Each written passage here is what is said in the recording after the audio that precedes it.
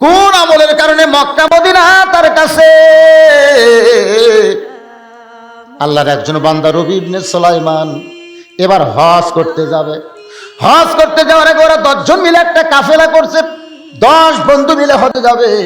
হজে যাওয়ার আগে মানুষ কিন্তু সবাইকে একটু দাওয়াত দেয়, একটু বলে ভাইজান আমার জন্য দোয়া করো, আমি সুন্দরভাবে হজ যেন পালন করতে পারি।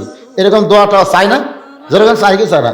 অনেকে মানুষকে জানানোর জন্য দোয়া চায়, আমি তো হজ করে যাচ্ছি, এটা তো কাউকে জানান দরকার।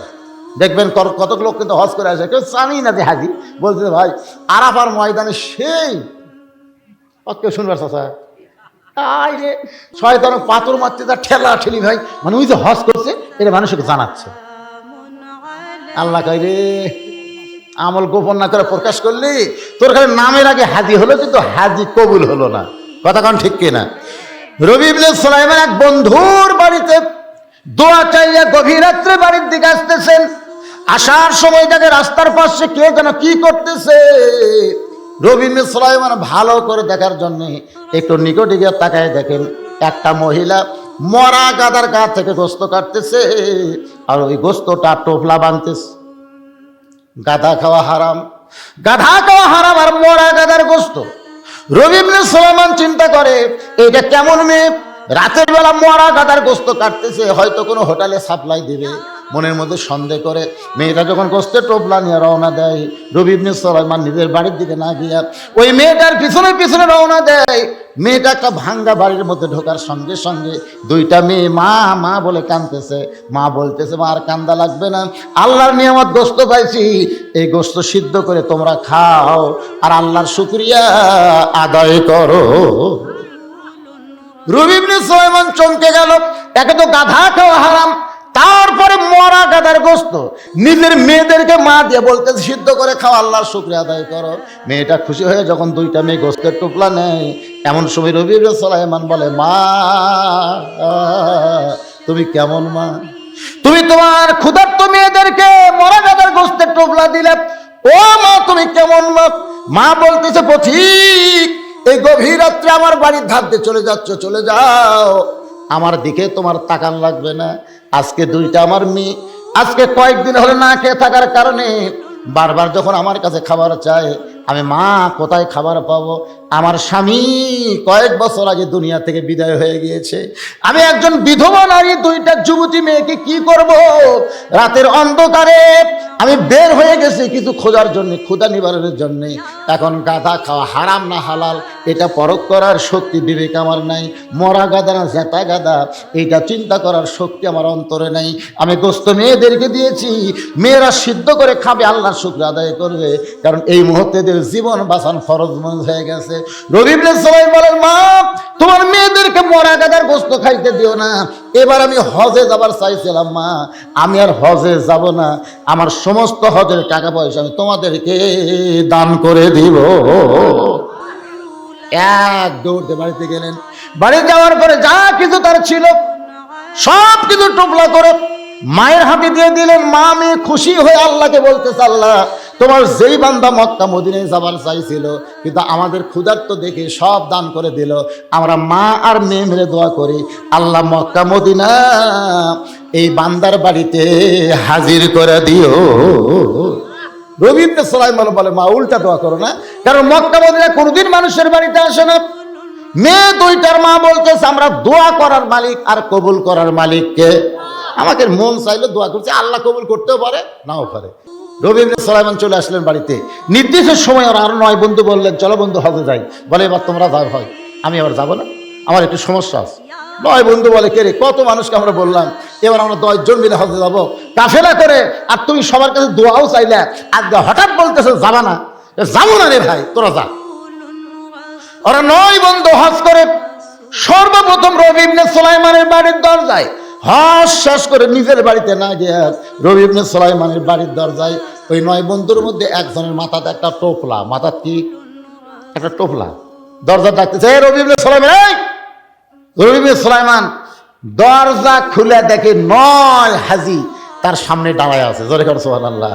আল্লাহ রাসূল বলেন তোমাদের এলাকায় কোনো ব্যক্তি হজ করে যখন আসবে সর্বপ্রথম যদি তার চোখের দিকে মহব্বত করে তাকাও, ওই কাবা মদিনার দিকে যদি সওয়াব পাইছে, তুমি গরিব মানুষ হওয়ার কারণে ওর চোখ দেখলে আল্লাহ সেই সওয়াব তোমার অন্তরে দিয়ে দিবে।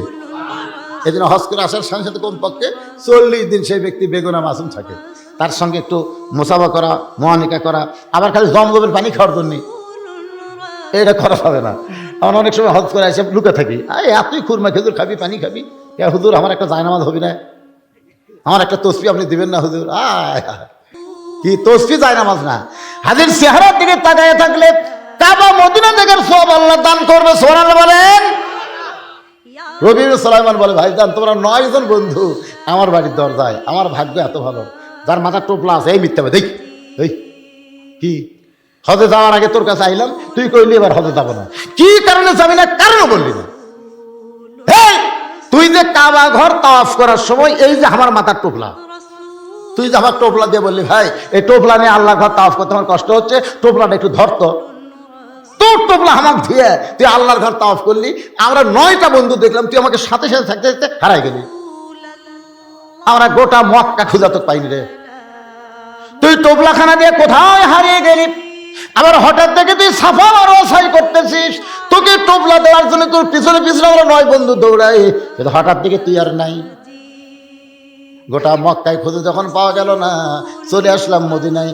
মদিনায় এসে দেখি নবী রওজার পাশে দাঁড়িয়ে আল্লাহ নবীর সালাম দিস, তোর সালামের সঙ্গে আমরা নবীর সালাম দিলাম।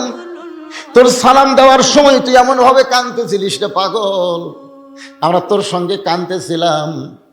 ওগো আল্লাহর নবী, আমাদের সালাম আপনি গ্রহণ করে। তোর টোপলা মাথায় নিয়ে তোর সঙ্গে নবীর সালাম দে, হঠাৎ দেখি তুই আর নাই। গোটা মদিনা তন্ন তন্ন করে খুঁজে করে পাইলাম না, একসঙ্গে হজে যাবার চাইলাম, আমাদের সঙ্গে তুই গেলি না। আবার আল্লাহর ঘর তাওয়াফ করলি, আমাদের সঙ্গে তাওয়াফ করলি না।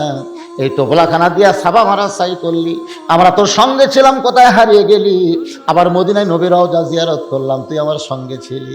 আরে শয়তান, তোর টোপলা আমারে জানায় দিয়ে আবার আমাদেরকে ফাঁকি দিয়ে সবার আগে বাড়িতে এসে দরজা বন্ধ করে বসে আছিস। তোর টোপলা তুই এখন ফেরত নে।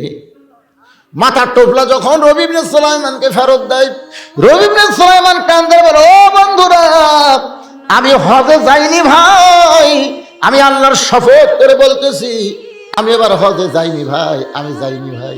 9টা বন্ধু বলে, মুনাফিক, একসঙ্গে যাবার চাইছিলাম তুই গেলি না, আবার আমাদের ফাঁকি দিয়ে আগে বাড়িতে এসে দরজা বন্ধ করলি, তোর সঙ্গে আর আমাদের কোনো বন্ধুত্ব নাই। রবি ইবনে সুলাইমান টোপলাখানা বুকের মধ্যে নিয়ে কাঁদতে কাঁদতে বেহুশ হয়ে পড়ে যায়। আল্লাহ, জীবনে এমন কি খারাপি করলাম যে খারাপের কারণে 9টা হাজি আমার মুনাফিক বলে গালি দিয়ে গেল।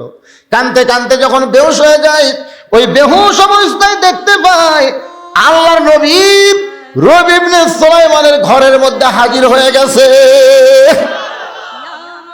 নবী ডাকতে বলে, রে রবি ইবনে সুলাইমান, তোমার 9টা বন্ধু মিথ্যা বলে নাই বাবা, তোমার 9টা বন্ধু মিথ্যা বলে নাই। ওই এতিম অনাথকে তোমার হজের সমুদয় সম্পদ দান করার কারণে আল্লাহ তোমার প্রতি এত খুশি হয়ে গেছে, একটা ফেরেশতাকে রবি ইবনে সুলাইমানের সুরতে আল্লাহ তোমার নামে হজ করায় আনিছে। এ রবি ইবনে সুলাইমান, ওই ফেরেশতাকে আল্লাহ তোমার সুরতে সাবা মারওয়া সাই করায় আনিছে। ওই ফেরেশতাকে তোমার সুরত দিয়া আমি নবী রওজা জিয়ারত করায় আনিছে। রবি ইবনে সুলাইমান বলেন, নবী গো, আপনি যখন বলতেছেন আমার বিশ্বাস হয়, কিন্তু ওরা যে একটা টোপলা আমার সামনে ফাইলা দিল, এটা কিসের টোপলা গো, আমি একটু শুনতে চাই। সঙ্গে সঙ্গে আল্লাহর নবী কোরআন থেকে একটা আয়াত তেলাওয়াত করলেন, ওমা তুনফিকু মিন শাইইন ফি সাবিলিল্লাহি ওয়াফা ইলাইকুম ওয়া আনতুম লা তুজলামুন।